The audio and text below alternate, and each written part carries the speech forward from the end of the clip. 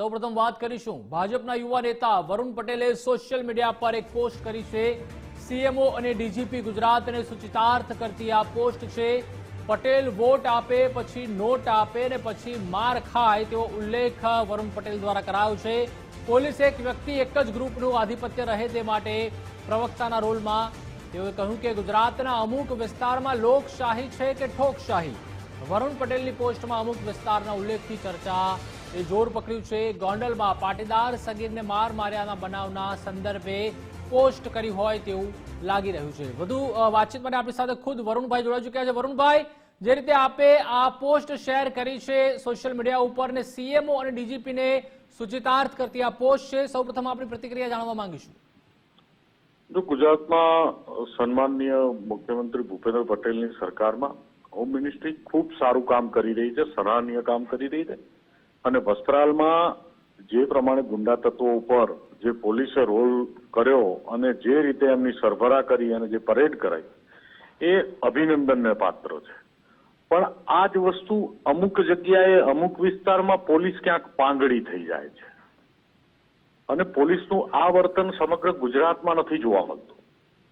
અમુક વિસ્તારમાં જાણે કે ગુજરાતની પોલીસ એ ગુજરાત સરકારની કર્મચારી નહીં પણ કોઈ એક વર્ગની, કોઈ એક ગ્રુપની કે કોઈ એક વ્યક્તિની કર્મચારી હોય એ રીતે જે વર્તન કરે છે અને આ પોલીસનું વર્તન, તંત્રનું વર્તન સન્માનનીય મુખ્યમંત્રી અને સન્માનનીય હોમ મિનિસ્ટરના ધ્યાને આવે કે અમુક જગ્યાએ પોલીસ એ દાદાની પોલીસ હોય એવું નથી લાગતું પણ બીજા દાદાની પોલીસ હોય એવું લાગે છે।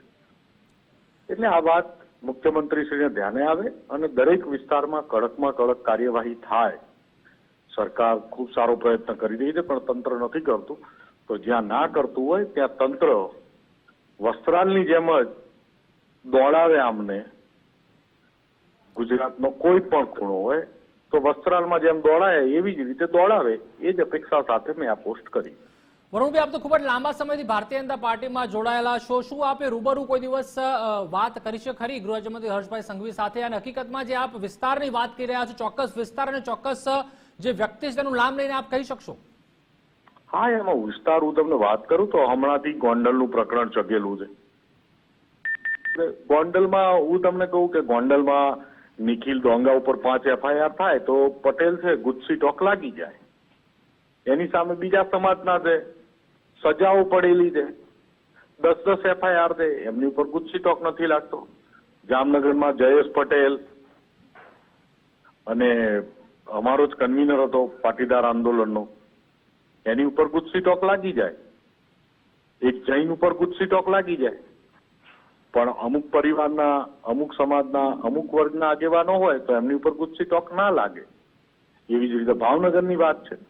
એટલે ક્યાંક ને ક્યાંક ભેદભાવપૂર્ણ વલણ અને પાટીદારો એક રાજકીય રીતે અને આ આતંકની રીતે ક્યાંક બાપડા બિચારા હોય અને એમની ઉપર સ્પેશિયલ પ્રેમ વરસાવવામાં તંત્ર દ્વારા આવતું હોય એવા ઇન્સિડન્ટ બની રહ્યા છે। એવા ઇન્સિડન્ટ મારા ધ્યાને આવ્યા એટલે મેં સરકાર સુધી તમારા માધ્યમથી, તમારા જેવી ચેનલના માધ્યમથી સરકાર સુધી અવાજ પહોંચે, દાદાને ખબર પડે કે ગુજરાતમાં અમુક બીજા દાદા બનવા મથી રહ્યા છે અને બીજા દાદાઓના અસ્તિત્વ પતાવવાના છે, તો દાદાએ એક્ટિવ થવું પડશે, એના માટેની આ પોસ્ટ છે। જી આભાર વરુણભાઈ। આપણી સાથે મનહરભાઈ પટેલ પણ જોડાઈ ચૂક્યા છે। મનહરભાઈ, જે રીતે વરુણભાઈ પટેલે ક્યાંક પોતાની વ્યથા છે તે ઠાલવી છે કે પર્ટિક્યુલર કેટલાક ક્ષેત્રમાં કેટલાક જાતિના, એટલે કે તેઓએ તો ખાસ પાટીદાર સમાજની જ વાત કરી છે કે તેઓ કે તેમના વ્યક્તિ ઉપર જ ખાસ કેટલાક વ્યક્તિઓ ઉપર જે રીતે અત્યાચાર કરવામાં આવે છે તેઓની ઉપર એક્શન લેવામાં આવે છે, પરંતુ બીજા ઉપર એક્શન તેવી રીતે લેવામાં નથી આવતી, શું કહેશો આપ? ભારતીય જનતા પાર્ટીને 25 વર્ષના શાસનનું જો તારીજ મારીએ આપણે તો એની અંદર એક સ્પષ્ટ સંકેત મળે છે કે ગુજરાતમાં કાયદો અને વ્યવસ્થા એ ભાંગી પડ્યા છે અથવા તો નહીવત પ્રમાણમાં પણ નથી। આ સંકેત ભાજપાની સરકાર ખુદ આપે છે। અમે અનેક વખત ભારતીય જનતા પાર્ટીની સરકારમાં પાટીદારોનું જે પ્રભુત્વ છે એ પ્રમાણે એને કદ પ્રમાણે વેચી નાખવાનો ધંધો 2002 થી કેશુભાઈને જયારે એને પદભ્રષ્ટ કર્યા ત્યારથી લઈ પછી એક પાટીદાર સમાજના ઉદ્યોગપતિ હોય કે પાટીદાર સમાજના રાજકીય આગેવાનો હોય, ભારતીય જનતા પાર્ટીમાં સમર્પિત ભાવથી જેમ વરુણભાઈએ વાત કરી, વોટ, નોટ અને નોટ, આ ત્રણેય વસ્તુ આપે છે, અને છતાં ભારતીય જનતા પાર્ટીમાં એક પ્રબુદ્ધ કોમ્યુનિટીની આ પરિસ્થિતિ છે. એ વરુણભાઈએ બધી સ્પષ્ટતા કરી ચૂકી. હવે સમજવાનું એ છે કે ગુજરાતની ભારતીય જનતા પાર્ટીનો ગૃહ વિભાગ, કે જેને અમે દૂધપાક જેવા માણસ કહીએ છીએ, ભાઈ ચોકલેટી, ગુજરાતના ગૃહમંત્રી, થોડા દિવસ પહેલા હજી એક નિવેદન કરે છે કે કોંગ્રેસના સમયની અંદર પાટીદાર ધારાસભ્યની હત્યા થઈ હતી.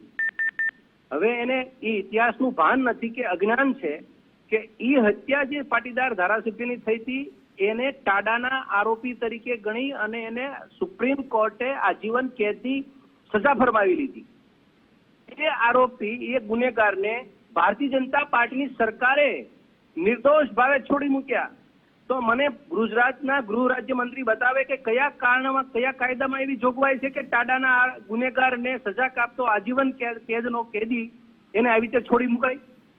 ગુંડાઓનું પોષણ આપનારી, ગુંડાઓને સમર્પિત ભાવથી જોનારી અને ગુંડાઓ થકી રાજનીતિ કરનારી ભારતીય જનતા પાર્ટી આ ગુંડાઓની ભરેલી છે. 1700 થી માંડી અને 1800 સુધીના ગુંડાઓનું લિસ્ટ કર્યું એને ભારતીય જનતા પાર્ટીએ. ગુંડાઓને નશ્યત કરવાની જવાબદારી સાથે મતો માંગ્યા હતા. આ પરિસ્થિતિ ગુજરાતની કરી નાખી છે. લોકોને ગુંડા રાતોરાત પેદા થઈ ગયા. 1700 થી 1800 કોને પેદા કર્યા? ગુંડાધારા એક્ટ લાવ્યા પછી ગુજરાતના ગુંડાઓ સશક્ત બન્યા કે ગુજરાતની જનતા સશક્ત બની કે ગુજરાતની સરકાર સશક્ત બની? આ સવાલ ગુજરાતના ગૃહમંત્રીએ નાના નાના ટ્વીટ આપવાના બદલે એને 6.5 કરોડ જનતાની સુરક્ષાની જવાબદારી લીધી છે. ગોંડલના જે પાટીદાર સમાજના યુવાનનો જે રીતે મારો ચલાવ્યો દંડાનો અને જે રીતે એને મારવામાં આવ્યો છે એ દેખાડે છે કે ભદ્ર સમાજની હાલત અમે આ કરી નાખશું. પાટીદાર સમાજના લોકોએ સમજવાનું છે. અમારા ત્યાંના કેન્દ્રીય મંત્રી ભાવનગરના બોલે છે પાટીદાર અને ભાજપા એ નાડી નાભીનો સંબંધ ધરાવે છે. પૂછો મનસુખ માંડવિયાને કે નાડી નાભીના સંબંધ ધરાવતા હોય ધોકા ખાવા રાખ્યા છે?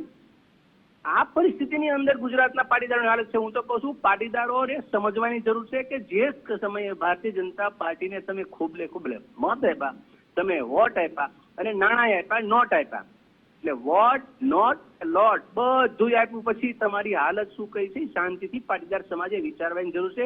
વરુણભાઈ જેવા પ્રબુદ્ધ માણસ જે ભારતીય જનતા પાર્ટીના આગેવાન તરીકે યુવાન ઉભરો ચહેરો છે, પાટીદાર સમાજનું એક નામ છે, એ વ્યક્તિએ પોતાનું દિલ ઠાલવ્યું છે, હૃદય ઠાલવ્યું છે અને કીધું છે એને કે આ પરિસ્થિતિ હું રાજનીતિની અંદર વાલા દવલા નહીં કરો, મારા પક્ષની વાત હશે તો હું સત્ય વાત બોલીશ, એને મારું સમર્થન છે. જી મનોહરભાઈ, એટલે આપ પણ માનો છો કે ક્યાંક પાટીદાર સમાજને કેટલાક વિસ્તારમાં ટાર્ગેટ કરવામાં આવે છે અને બીજી તરફ કેટલાક વિસ્તારમાં કેટલાક સમાજને રાજકીય રીતે છાવરવામાં પણ આવી રહ્યા છે? ભાઈ, મેં એ પહેલા વાત કરી, ગુજરાતના અંદર ભારતીય જનતા પાર્ટીમાં ઋષિ પુરુષ કહેવાય એવા સ્વર્ગસ્થ કેશુભાઈ પટેલને જે અડધૂત કરી નાખે, એ ભારતીય જનતા પાર્ટીને પાટીદાર સમાજની કેટલીક વેલ્યુ કરી એના ઉપરથી બધો અંદાજ આવી જાય. કોઈ માણસની રાજકીય કારકિર્દી, એક ઉગતો વ્યક્તિ હતો, એક ખેડૂત આગેવાન હતો, ગુજરાતની ભૂમિને સૌરાષ્ટ્રની 450 કિલોમીટર પાઇપલાઇન પાણીથી તરસા સૌરાષ્ટ્રને પાણી પાયું હતું, કચ્છને. એ વ્યક્તિને ગોકુળિયો ગ્રામ યોજના ભૂલી ગયા ને કેશુબાપાને સમાજને ભૂલી ગયા, સમાજને ધોકા ખાવાનો વારો આવ્યો. આથી મોટો સમાજને અડધૂત કરવાનો ધંધો ભારતીય જનતા પાર્ટીનો બીજો કયો હોઈ શકે? આ તો ઉઘાડી વાત છે. સમાજે સમજવાની જરૂર છે. હજી તો ઘરમાં ધોકા માર્યા હતા 5 વર્ષ પહેલા, બધાને ખબર છે. ઘરમાં ઘૂસીને પાટીદારની સોસાયટીમાં નામ પૂછીને ધોકા માર્યા હતા. અધુરામપુર દાજ ઓલવાડી ગાડીઓને ધોકા માર્યા હતા. આ કોની સૂચનાથી થયું હતું? મનોહરભાઈ, તો ગુજરાત ફર્સ્ટ સાથે જોડાવા બદલ આપનો આભાર. તો તમામ જે અત્યારે પાટીદાર નેતા છે તે ભાજપના હોય કે કોંગ્રેસના ક્યાંક આક્ષેપ કરી રહ્યા છે કે વાહલા દવલા નીતિ ક્યાંક થઈ રહી છે.